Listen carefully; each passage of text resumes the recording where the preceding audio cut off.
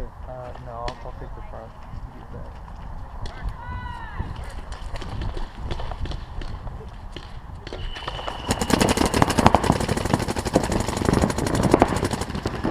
Hey guys, Matt Harrigan here. Today I want to talk about how to correctly play the snake. Now you may know what the snake is, but for those that don't, the snake is a stretch of low bunkers on one side of the field like you see here.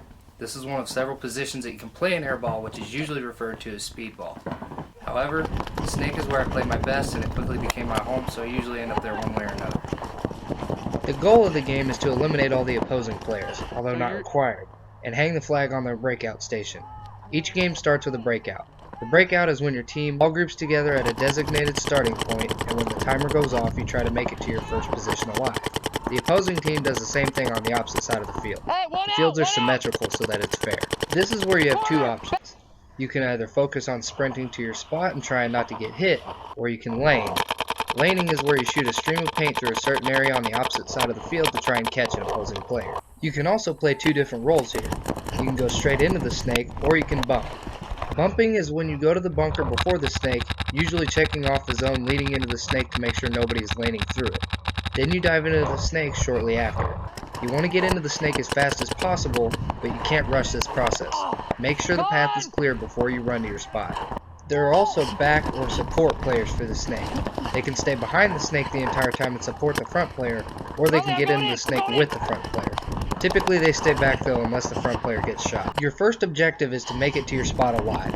Once there, you need to communicate with the rest of your team to figure out where all the opposing players are. Then, your next goal is to try to move up the field and shoot out the opposing players. It is a game of angles, so the further downfield you are, the better. While you are in the snake, it is critical that you play smart paintball. Stay low, tight to your bunkers, and don't risk getting shot unless you are forced to. Meaning, if you're getting shot at, stay behind your bunker. If no one is shooting at you, you have free range to move or shoot. Sometimes you're forced to gun battle people. It may be to move up or because you have lost teammates, so you need to make up for the loss of bodies. I'll go into that more later though. Communication is very important in airball, but sometimes not talking in the snake is actually a good thing. You don't want the other team to know where you are if you can help it. That's where you sneak shots in on people's backs. Ideally, when all the players from the other team have been eliminated, you hang the flag on their start box.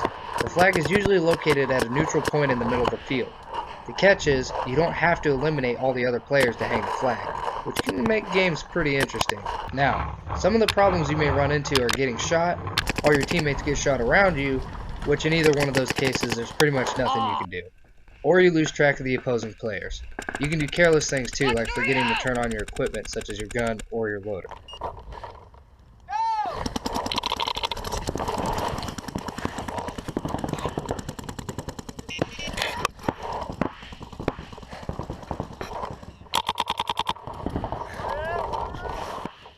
If you get shot, you're done.